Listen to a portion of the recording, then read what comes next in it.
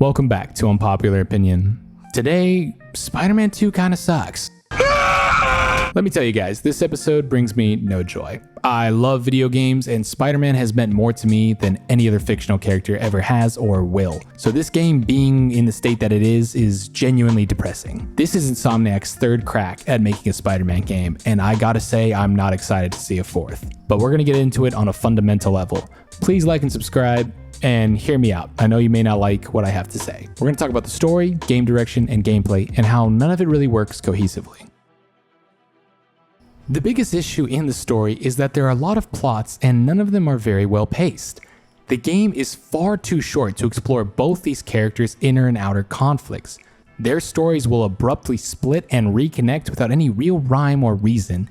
Events will just happen with little reaction or impact to any of the characters at play. Kraven's Last Hunt has a really good twist and acts as a catalyst for our two heroes. Kraven, in my opinion, is the better part of the game. But that being said, nothing really else lives up to him. The Black Suit story has been done so many times, and there are always the same beats. How it's done has always been more important to me, and this game decided to speedrun that storyline without any interesting surprises. Having Harry as Venom probably did more harm than good for the story. This was truly a twist that surprised nobody, not to mention the fact that the elements they added to Harry's character we have already seen before. But more importantly, I don't think this game benefits in any way from Harry being Venom as opposed to Eddie Brock. Venom is one of the few characters that doesn't have a personal connection or relationship to Peter. The kind of hatred that Eddie harbors for Peter and that Venom harbors for Spider-Man is what makes that dynamic so interesting. In my last video, I spoke on how I have seen these elements in other Spider-Man video games and how I expected Insomniac to surprise me. The only thing that surprised me is how unoriginal this game was. Not only did it take more than I expected from the other Spider-Man video games, but it copied its own story beat for beat from the first game. Listen up. We have a close bond between two scientific minds that seek to improve their world with their tech startup, only to be turned against each other by a secret invention of Oscorp that was originally designed to cure Harry's sickness. That invention will then infect the entire city as Spider-Man attempts to save everyone. At the end, Peter will need to don a new suit in order to defeat his foe that he once considered a friend. I swear, if Osborn makes a goblin serum to cure Harry in the third game, that means that New York City will have been laid to waste 3 times because of Harry's shit genetics. If that wasn't bad enough, the other story elements were ripped directly from Ultimate Spider-Man, Spider-Man Web of Shadows, and Spider-Man 3 the video game. But what I think is worse is that this game didn't even try to improve upon those stories. Throwing in a symbiote invasion in your third act is a bold choice. And frankly, I don't think you did it well. I do not understand why Venom needed the space rock. By this point, he had infected hundreds, if not thousands of people with the symbiote, and the city as a whole didn't seem to react to it. The invasion just felt kind of casual. No Avengers, no SHIELD, hell, I don't even think I saw police officers help. And we already have a whole game dedicated to fighting symbiotes on every inch of New York. That game had cameos, Marvel heroes, and story elements with a full combat system built for that. I'm not even mad there isn't wall-to-wall combat. I'm just saying, I don't think I even saw these symbiotes off of the ground. They were only on the ground, not even on rooftops. They were just running in the streets. This had to be a last-minute idea because it plays so poorly. Then we have Peter's half-baked arc. People keep calling Peter evil, but I don't think he even did anything that bad in the Black Suit. He literally just stopped the Lizard and fought Kraven, and he was hardly in the public eye. Everyone turns on Peter, and not for a very good reason. Yes, Sleepy Peter is a bad boy, but it doesn't change the fact that people felt this way before this scene. MJ decides to write an article talking shit about him, and Harry gets upset with him reasonably. It all happens in like 2 to 3 cutscenes. If I'm siding with Peter in the Black Suit, that probably means you did this arc wrong. This game tries to tackle many things, but it rarely finishes what it set out to do. And now I can see that any plot point established can be dropped off immediately with no significance. For example, the last game had Peter set up to be a teacher, and I thought that was interesting, but it turns out he just got laid off in the first mission of the game. MJ says she wants to change the bugle from the inside at the beginning, and then by the end she ends up quitting. Miles says it's time for a Miles original, then shows up in the ugliest Spider-Man suit I've ever seen. Nothing makes any sense. Harry was in a coma before this game, and at the end he appears to be in another coma. People are saying there might be a standalone Venom game. with those two things in mind, I don't see how that's possible. But are we also going to ignore the fact that Peter is now anti-venom? Like, he now just permanently has those abilities? We're not going to mention the fact that it's a non-evil symbiote that has the potential of curing Harry's disease without taking over his mind. It's like the perfect cure, and we're just not giving it to Harry. Lastly, the new face is still terrible. Next gen, my ass. It took me immediately out of the story. I don't care what anybody says. I think a big issue I had with these games is that I misunderstood what they were. I thought these Spider-Man games were an open world adventure, but they're not that at all. They're linear narratives inside of a sandbox. Games like Ghost of Tsushima, Red Dead Redemption 2, and The Witcher 3 are open world adventures where the world around you is just as important as the story missions. This game is your standard Sony story game. God of War, Uncharted, and The Last of Us are those kind of games. But the difference with Spider-Man is that it's kind of misleading. This is a big map that has an amazing traversal system inside. One might think this is a game that you are supposed to free roam in. You are technically in a big sandbox that would be impressive if there was anything to do in it. I already have 100% of the trophies and completion of this game. I beat it in 17 hours, and I took my sweet ass time. I think the rest took maybe 4 or 5 hours. Also, according to this email I got from Sony, 47.5% of the population was faster than me.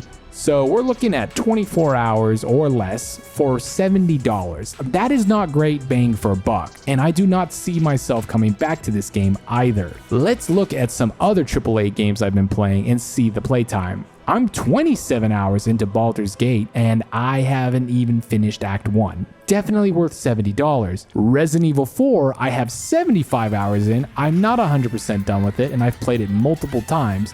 The first playthrough took me 18 hours to beat, but this is a game that is designed to be beat in 5 hours. Keep in mind, that entire game, I'm going full John Wick on all of Satan's creations, and it was $60. How does this linear narrative outlast an open world superhero game? This game being $70 is frankly an insult. Not saying gameplay duration is what makes a good game, but what you do with the time absolutely is. If it was 20 hours of non-stop high-octane explosive action, we'd be having a different video. But instead, I am baffled that the game that has 2 Spider-Man needed to include so many pointless mini-games that absolutely have nothing to do with being Spider-Man. I don't understand.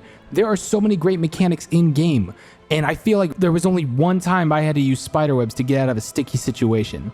Not only does it seem like a waste of development, but some of the narrative crimes didn't make sense. There was a crime where I stopped people from stealing bees.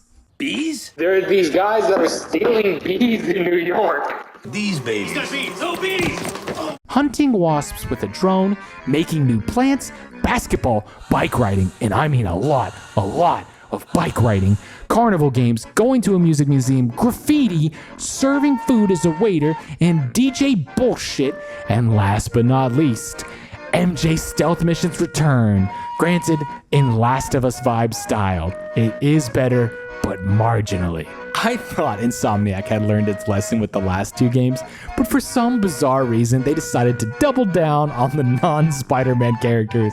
Dude, please just let me play as Spider-Man. Those weird random minigames probably wouldn't have been that big of a deal if there was a full game underneath it all. But this game is almost entirely filler. Many video games have mini-games that work well within their genre. Red Dead has you fish, hunt, gamble, and treasure hunt, along with cool side missions, and again, a full in-depth campaign. A lot of the missions in this game are very frustrating for a variety of reasons. They usually don't feel like the cool or fun part you should be doing.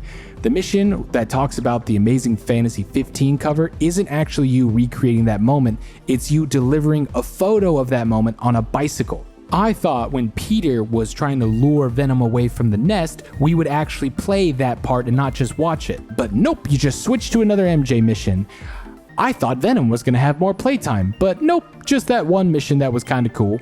I scratch my head a lot because you have the coolest superhero of all time and all they could think about is There is no dynamic crime system, there are no secret rewards for exploration, there are no unique choices for the story. This game is a straight line that you, me, or anyone else will have the exact same experience. The only difference between this and other Sony games is it puts it in a big empty box and calls it open world. Last of Us, God of War, and Uncharted all benefit from being linear. The levels and environments are crafted to amplify the experience. I did enjoy exploring the map slowly piece by piece instead of the cell towers, but more often than not, I was bored. The mission chains were either not interesting by the time I finished them, or they were just cameo teases. Carnage, Chameleon, Sandman were all teases that didn't go anywhere. Not to mention, all the side missions are solo. None of them have both Spider-Man work together, which I thought was kind of the whole point of the game. But the real kicker is that they had a Cross the Spider-Verse cameo that made no sense to anyone because that character was cut from the movie. 10 out of 10 planning there, Sony. Super solid. Where do I start? I guess the Spider-Man gameplay could be considered decent if it ever fucking worked. This is the first game where the glitches actively affected my experience and play style. There were so many bugs that went from cosmetic to functional. I probably had nearly 100 bugs, and my fiance can't even platinum the game because she's stuck in the Sandman mission. It just freezes. The one thing that really affected my experiences was the crimes disappearing. As a person who loves Spider-Man games, I tend not to ignore the crimes that I come across, because if I was Spider-Man, I wouldn't. But halfway through my playthrough, I just eventually stopped trying to solve these crimes. Not because I don't believe in great responsibility, but because by the time I got there, the crime would vanish. So I didn't really see the point. But let's pretend this game was not bugged beyond repair. How does it play?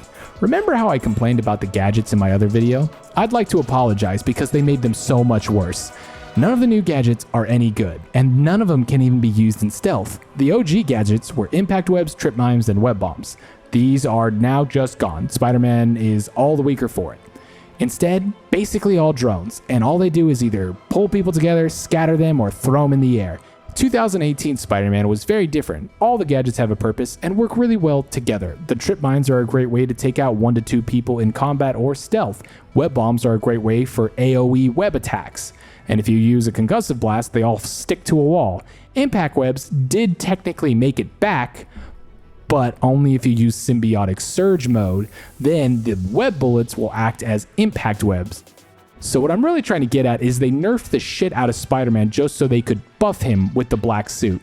Peter especially, he used to be able to do 2 takedowns per special bar. Also, perfect dodges allowed him to do an instant KO with a web strike. Pair this with the useless gadgets and he is in much worse shape than he was before. His rage mode is fine and the symbiote abilities are okay, but I think it's very obvious they don't know how to develop Peter's web-based powers. Aside from that nonsense, the swinging is great and I like the fall damage and web wings. The web wings are a little OP, but the real problem is that there's really nothing to go to. I wanted to talk about the crimes in this game, but my experience was so bad, I don't know if I've seen all the crimes, if it's a broken mess, or it's just working as intended, just poorly executed. There just isn't a whole lot to say about the crimes because if there are more, I definitely didn't see them. Son of a bitch! The main difference is that sometimes Miles or an ally will help you fight the other criminals, but that's about it. I count about 14 crimes, which many are similar if not identical, and that is definitely lower than the 44 crimes I counted before. Again, maybe I'm missing some because they keep vanishing, but there isn't a whole lot of variety either way. I will say the boss battles were a little more interesting this time around. I was even defeated a few times, which kind of piqued my interest, until I figured out the parry and then pretty much it was game over. I definitely do not have faith in Sony or Insomniac for a 4th installment. They made some interesting story choices with no real sense of direction. Nothing they did in this game was particularly interesting or original, and I think Insomniac is resting on their laurels a little too early. That being said, without New Game Plus, this game's replayability is virtually non-existent. Even if it were replayable, I'm not sure I have the patience for what feels like a majority of the playtime. The game is truly gorgeous and probably has the potential to run smoothly on the PS5, but in the current condition, I can't say for sure. The game has some nifty features and swinging that will always be a good time. The cast definitely did the best with what they could with the material given, but the pacing not only affected the gameplay but the cinematic flow as well. In depth, gameplay, and experience, Marvel's Spider-Man game fails to surprise or entertain me. 5 out of 10. Truly, the biggest issue is that the game doesn't make me feel like Spider-Man. If you haven't already, I recommend you check out my video on the first Spider-Man game. It goes really in depth with all the issues I had with that game, but more importantly, by the end of it, it was still a good game. I want to enjoy Spider-Man games, I really do. But I won't be dishonest with myself, and I won't be dishonest with you, the viewers. Thank you for watching.